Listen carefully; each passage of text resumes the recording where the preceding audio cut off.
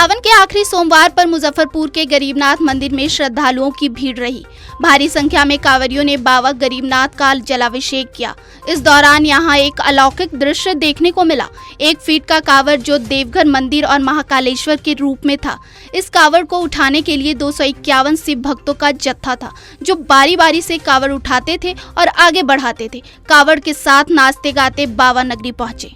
हर रूप में बाबा का 51 फीट के कांवड़ जो है ये पलेजा जाती है गंगा जल भर करके पैदल, जो 250 जत्था हम लोग हैं। बिहार के विश्वविद्यालयों को जल्द ही नए वीसी और प्रोवीसी मिलने वाले हैं।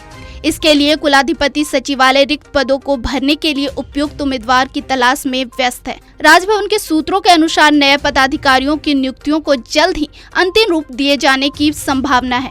वीर कुंवर सिंह विश्वविद्यालय, TMBU, AKU पटना और पूर्णिया विश्वविद्यालय में नियुक्ति की संभावना है। बिहार में एक बार फिर JDU BJP गठबंधन टूट सकता है। खबर है कि 11 अगस्त तक दोनों अलग हो सकते हैं। राज्य में फिर JDU और RJD की सरकार बन सकती है। CM नीतीश ने अपने सभी सांसद और विधायक को अगले 2 दिन में पटना पहुंचने को कहा है। उधर RJD भी इसी नक्शे कदम पर है। उसने सभी विधायकों को पटना में रहने के लिए कहा है। सूत्रों के मुताबिक नीतीश ने सोनिया गांधी से टेलीफोन पर बात की। बिहार की सियासत में उठापटक जारी है। लोजपा रामविलास के राष्ट्रीय अध्यक्ष चिराग पासवान ने CM नीतीश पर जमकर निशाना साधा है। उन्होंने कहा है कि नीतीश कुमार को बिहार से कोई लेना देना नहीं है, वो सत्ता के लालची हैं। चिराग ने आगे कहा कि जैसे ही दूसरी साइड इनकी कुर्सी फिक्स हो जाएगी, ये पलट जाएंगे। उन्होंने कहा कि क्या नीतीश कुमार चाहते हैं कि इतिहास उन्हें पलटू राम के तौर पर याद करे। और मैं खुली चुनौती देता हूँ मुख्यमंत्री नीतीश कुमार जी को, मैं खुली चुनौती देता हूं कि अगर हिम्मत है तो मुख्यमंत्री नीतीश कुमार जी अकेले चुनाव में आकर दिखाएं, अकेले चुनाव लड़कर दिखाएं। दहाई का आंकड़ा मुख्यमंत्री जी की पार्टी पार नहीं कर पाएगी। अकेले चुनाव देख ही लिए थे भैया 2014 में, जब प्रधानमंत्री नरेंद्र मोदी जी के विरोध में जब ये चुनाव लड़ने गए थे, कितनी सीटों पर रह गए थे? मात्र 2 सीटों पर मुख्यमंत्री जी की पार्टी रह गई थी।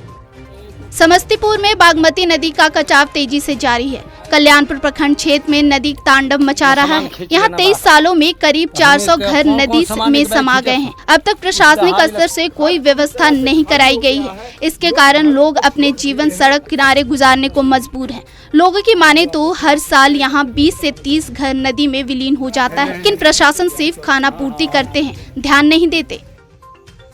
बगहा में गंडक नदी का कटाव लगातार जारी है। ठकरावा प्रखंड के मोतिहारी पंचायत में कई गांव का हाल बेहाल है। गंडक के कटाव और नदी के रुख को देखकर लोग पलायन करने को मजबूर हैं। गांव और नदी के बीच की दूरी कहीं 20 मीटर तो कहीं 40 मीटर तक सिमट कर रह गई है। हालांकि जल संसाधन विभाग ने कटाव से बचाव को लेकर रोकथाम के लिए कटाव रोधी कार्य शुरू कर दिया है। नारी वारी पर धरेंगे, नहर वगैरह किनारे जाएंगे। हमारे घर कट रहा है, कोई यहाँ सुनवाई नहीं है सर। को भी लाके हम लोग दिखा, उनका हो जाए, हम लोग रिकमेंड कर देंगे। जी, उनका आदेश हो जाएगा। उसके बाद तो कब तक संभावना है? बस मतलब कि आज ही हम लोग डिसीजन लेंगे। जी। गोपालगंज सदर अस्पताल में उस वक्त अजीबोगरीब स्थिति बन गई जब एक शख्स अपनी बीमार बकरी को लेकर सदर अस्पताल में इमरजेंसी वार्ड पहुंच गया। शख्स बकरी का इलाज कराए बगैर जाने को तैयार नहीं था। बकरी लेकर पहुंचे शख्स को सुरक्षा कर्मियों ने इमरजेंसी वार्ड के मुख्य गेट पर ही रोक दिया और उसे वापस जाने को कहने लगे, लेकिन उस व्यक्ति ने सुरक्षा कर्मियों की बात नहीं मानी। वो डॉक्टर से अपनी बकरी के इलाज कराने पर अड़ गए। देखते ही देखते मौके पर लोगों की भीड़ जुट गई। काफी मशक्कत के बाद उसे अस्पताल से वापस भेजा जा सका। मंत्री रामसूरत राय ने बगहा अंचल 2 के सरकारी अमीन को सम्मानित किया है। अमीन अनिल कुमार यादव ने 365 दिनों में 416 कामों का निष्पादन किया। उनके कुशल कार्यशैली के लिए 11,000 रुपए के चेक से सम्मानित किया गया। सम्मानित होने के बाद अनिल कुमार यादव बगहा पहुंचे। उन्हें फूल माला पहनाकर स्वागत किया। मोतिहारी पुलिस ने पुजारी सुरेश मस्तान हत्याकांड का खुलासा कर दिया है। मामले में 2 अपराधियों को गिरफ्तार किया गया है।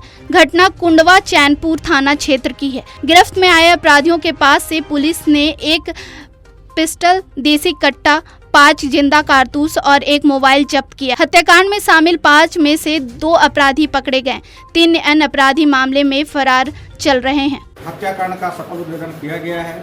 इसमें शामिल 2 अपराध कर्मियों का गिरफ्तारी किया गया है और इसमें शामिल अन्य 3 अन्य का पता चला है, उसकी भी पहचान हो चुकी है, उसकी भी गिरफ्तारी शीघ्र होगी। और ये जो दोनों अपराधी गिरफ्तार हुए हैं, इन दोनों की निशानदेही पर एक पिस्टल और एक देसी कट्टा बरामद किया गया है और शीघ्र ही जो है अन्य की गिरफ्तारी कर ली।